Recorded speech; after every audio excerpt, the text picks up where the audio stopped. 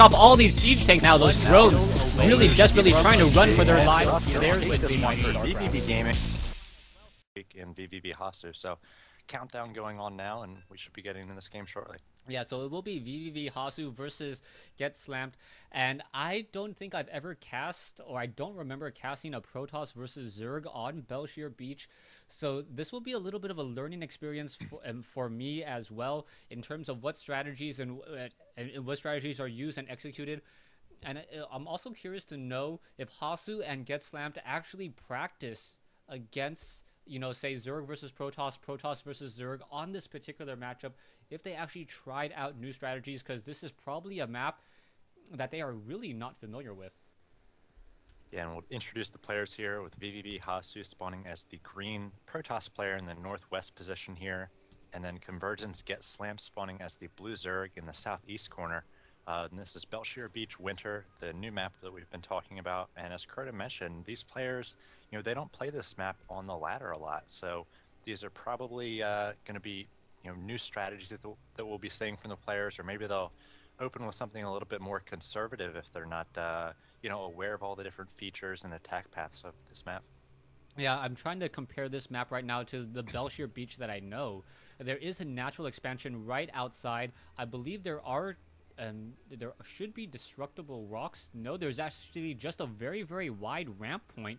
If I'm taking a look at this correctly, actually I am completely mistaken. There is a ramp leading up to your natural expansion. There's a rather narrower choke point, but it's still rather wide.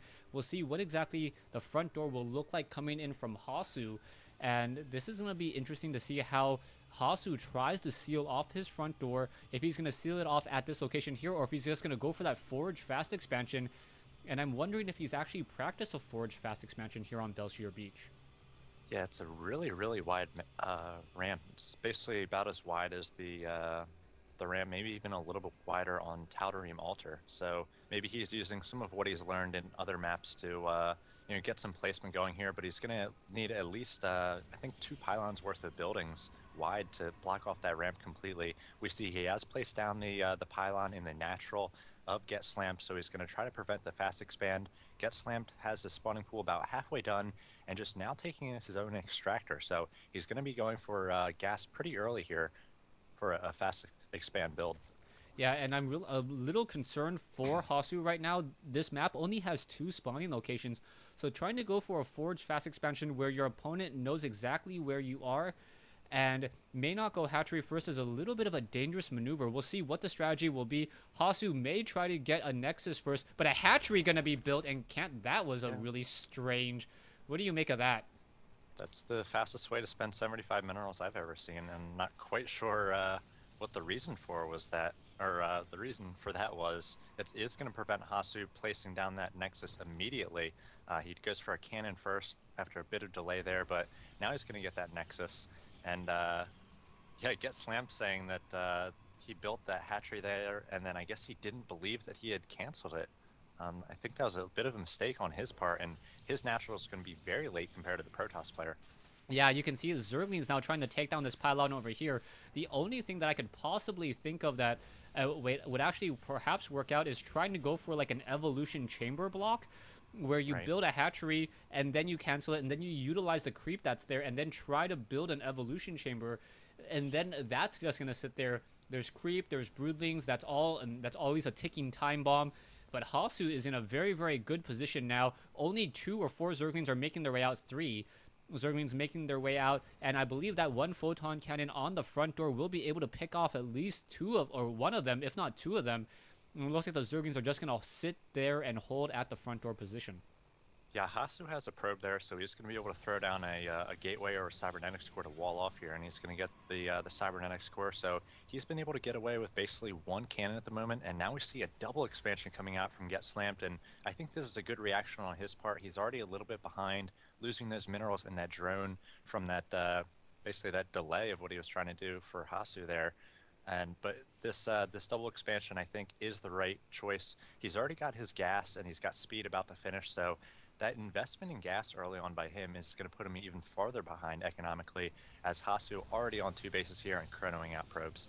Yeah, what I think Hasuu needs to do next is Hasuu should be going for a Stargate, and the key question will be whether or not he actually scouts out that third base. If he scouts out the third base and he's able to put pressure either with Phoenixes or Void Rays at these two locations, I'm not sure if GETSLAMT will actually have enough Queens or be able to get enough Spore Crawlers in the proper locations. GETSLAMT now sitting on 27 drones. He is running off of 2 bases. But if he's able to macro up and get into a heavy saturation on 3 bases, I can't imagine Hasuu will like what he sees when he actually scouts it out. Yeah, it looks pretty tough to take a third base here. The third is away from your natural, and it's got 2 paths of attack that are pretty wide. So I imagine that a Protoss player might have difficulty securing a third anywhere on the map, and getting a free third as a Zerg player is always something that's fun to do. And you're right, if GETSLAMT is able to get up to a decent saturation without any sort of harassment by Hasuu, it's going to be trouble for Protoss. Yeah, it looks like Hasu's going to instead try to go for perhaps a 6-gate push is normally what you do off of 2 bases. So a 6-gate push may work out well. He's currently warping in 3 additional gateways back inside his main base with 1 Artosis pylon sitting there. And we'll see what is going to come of this in just a moment. Harvester count 36 compared to 39. But as the third queen is about to hatch at the third base, I believe GETSLAMT is just going to be able to take off and really get his economy up and running. Yeah, this is interesting by Hasuu. He placed down those gates, but I'm not sure he's actually going to do anything with them. He could have been chronoing out a +1 upgrade at this point. He had the gas for it, and it could be done by now. Sort of in time for any sort of timing push. Instead, he's going to place down a robotics facility. So I think he's going to try to get an observer into the base of GETSLAMT and maybe go for some sort of late game strategy. Yeah, we'll see how all of this works out. He has 3 warp gates. He doesn't have the real resources to really warp anything out. Perhaps a couple more sentries at the very least. But he's also going into hallucination. And if he tries to go hallucinated Colossi with Colossi, that may feign and may just confuse GETSLAMT just a little bit. And we'll see how all of this works out as we do see an Overlord in the center. GETSLAMT with a lot of map control, keeping track of both Xel'Naga towers here. And one thing that I do like about the winter version is that there's actually a giant crevice in the center of the map as opposed to untraversable high terrain. It was one of those things that was kind of confusing. It almost looked like you could cut the map across the center, but with this giant gaping hole in the middle, you know that that is just a giant dead zone. And we see the first hallucinated Phoenix going out, so they're going to be able to get a full scout. And I like this play by GETSLAMT. He's placed down a Spore Crawler at every base, so if some sort of Void Ray or Phoenix player is coming, he'd be covered. If DT play is coming, he's covered with detection. So he's pretty prepared to deal with most any tech coming out from Hasuu at the moment. And we do see that robotics bay coming, so Colossi going to be on the way for Hasuu. And like you mentioned, maybe he might go with a bit of hallucinated Colossi play as well. And if we don't see any Overseers for GETSLAMT, he might be focusing down the wrong Colossi. That could spell trouble. Yeah, and this is going to be interesting as well, as we now see GETSLAMT a little bit confused on what he needs to go for. He's going for a Spire and a Hydralisk Den. What Hasuu did was, by using those hallucinated Phoenixes, he's kind of feigning that he is going air, but perhaps not, as Hasuu now going into 7 gateways. So this is going to be some sort of 2-base timing. Probe production has stopped coming in from Hasuu, sitting on 49 probes on 2 bases, and he needs to attack in the next minute or 2. Otherwise, the economy of GETSLAMT is just going to be simply too much.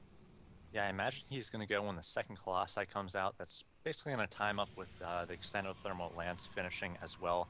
+1 has already finished. Again, if he had been upgrading a little bit earlier, he could have maybe had a second upgrade done for this timing as well. But like you said, he really needs to push out and do some damage, as GETSLAMT taking a 4th at this point, adding a lot of tech structures, the Hydralisk Den, roach speed, as well as that Spire. So he's going to be prepared for pretty much anything. And we do see that Hasuu is pushing out. He's got another Colossus, a second one on the way that's going to meet up with this push, and we'll see what kind of damage he's able to do. Yeah, the Zealots are now warping into the midfield as well. There is going to be 7 gateways.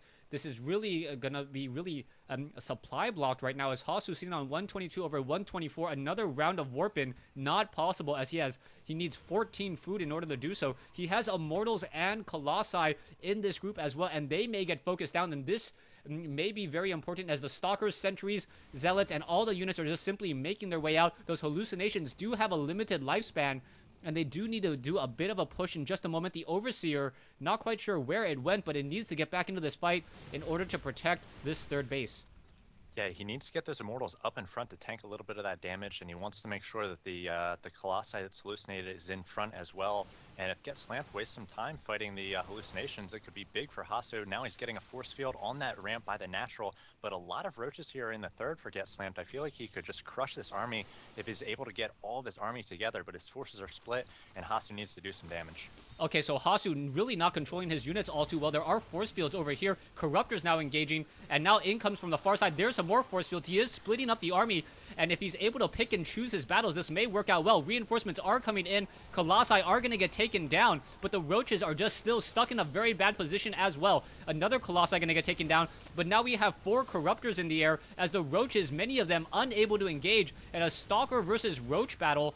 But without one Colossus, this is looking really bad. And finally, a Colossus shows up on the field. Overlord's going to get taken down, but this is not looking good for Hasuu as he is now behind by about 30 food.